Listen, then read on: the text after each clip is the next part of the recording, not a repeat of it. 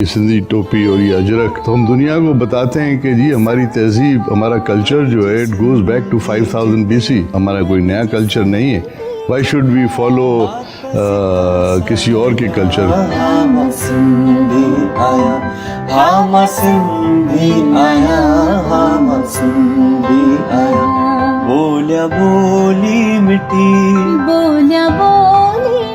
हू सिंध परस्त अफ़गान पर जे वाटे ते बीठल आहे। सोशल मीडिया ई कॉपी पेस्टर सिंध छॾे अमेरिका पहुची पंहिंजो मौक़े मटाईंदड़ तोड़े असाइनमेंट जे आसिरे सियासत कंदड़ खेसि अफ़गाननि जो हामी ऐं सिंध जो दुश्मन कोठिन था, त ॿिए पासे उनखे विरहनि खां सुञाणींदड़ आम माण्हू बि खेसि सिंधो सॾनि था। आख़िर इहो तज़ाद छो पैदा थियो आहे, कंहिं छाजे करे पैदा कयो आहे? संदसि निभाउ तोड़े यारनि जो यार हुजण वारी तबियत सबबु, या गुज़िरियल 3 ॾहाकनि खां रुॻो पीपी सां सलाड़ियल हुजण करे?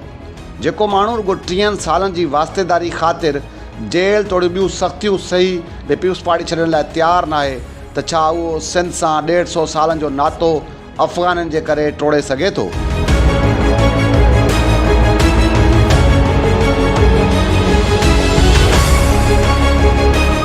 ही आहे आगा सिराज दुरानी।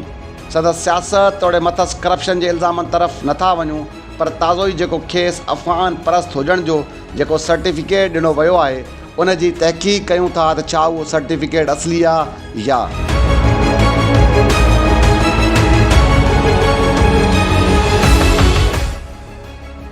आगा सिराज दुरानी जा वॾड़ा 150 साल खनि अॻु अफ़गानिस्तान मां सिंध आया।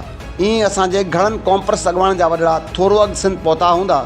इहे कॉम्प्रेस दोस्त सिंध जी वैधानी जे मसइले ते महाजरनि ख़िलाफ़ु जेका बयान बाज़ियूं कंदा आहिनि, उनखां वधीक आगा सिराज दुरानी सिंध असेंबली अंदरि उन्हनि महाजरनि जे अॻुवाणनि खे सोढ़ो कंदो रहियो आहे। मैंने कहा ये पुरानी बातें हैं जो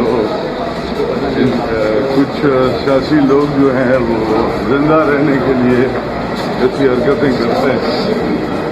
बाकी मैं नहीं समझता हूँ कि किसी में इतनी हिम्मत है कि सूबे को टुकड़े करे। आगा सिराज दुरानी असांजे इलाइक़े में कॾहिं बि का पठान कॉलोनी न ठाही आहे जंहिंमें अफ़गाननि खे रहायो हुजे।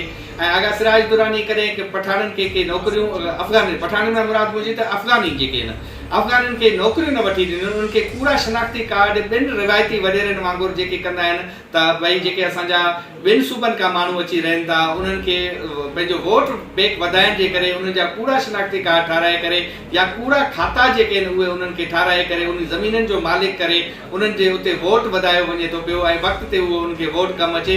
लेकिन आगा सिराज दुरानी ईअं ई आहे सिंध परस्त आहे। जीअं मां सिंध परस्त आहियां, जीअं असांजा कौम परस्त सिंध परस्त आहिनि, जीअं असांजा ॿिया सिंध परस्त आहिनि। आगा सिराज दुरानी सां 100 इख़्तिलाफ़ जी सियासत सां 100 इख़्तिलाफ़ करे सघो था, या अगरि पॉलिटिकली तव्हां इख़्तिलाफ़ उहे हुजणु खपनि, उनमें का ॻाल्हि न आहे। पर अहिड़े सिंधी जे करे असां उनखे सिंधियत मां कढूं, असां चवंदा हीउ पठान आहे, हीउ ॿाहिरियों आहे, या हीअं ॿाहिरियों बेसिकली आहे कोन, असांजो ई आहे, असांजी धरती बि आहे। तंहिंजे करे इहे सियासी मामलात घाटी करे जेकर असां पाण पंहिंजे माण्हू खे पंहिंजी धरती जे माण्हुनि खे धारियो ॾियणु शुरू कंदासीं त पोइ मां सम्झां थो कि इहो असांजी क़ौम जे लाइ सुठो न हूंदो। हा, आगा सिराज दुरानी पारां ग़रीब गुरबे जी तज़लील करणु, अजाई होडबाज़ी वारी तबियत ते इहे तनक़ीद कनि त ॻाल्हि सम्झ अचे थी, पर उन मसइले ते हमरा ख़ामोश हूंदा आहिनि। बसि आगा सिराज खे पठान परस्त नज़र ईंदो आहे। पर इहे दोस्त इहो त ॿुधाइनि त अफ़गाननि जी नेकाली वारे मामले ते आगा सिराज दुरानी जो हिकु बयानु त ॾेखारीनि जंहिंमें हुन चयो हुजे त अफ़गाननि खे सिंध मां न कढो। ही सिंध अंदरि उहो मुबैना अफ़गान पर सियासतदान आहे जेको निज पिज सिंधी ड्रेसिंग कंदो आहे। सीने बदिरां खाॿी ॿांह वारे बटण वारो पहिरान शायदि दुनिया जे ॻोल्हे ते रुॻो हज़ारनि सालनि खां सिंधी पाईंदा आहिनि।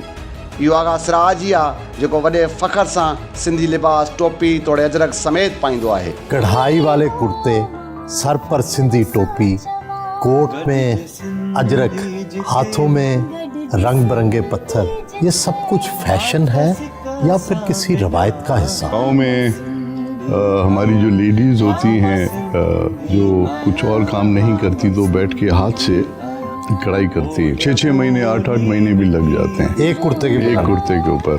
सिंध जे कॉम्प्रेस लॾे खे उहा निज सिंधी ड्रेसिंग करण खां कंहिं रोकियो आहे?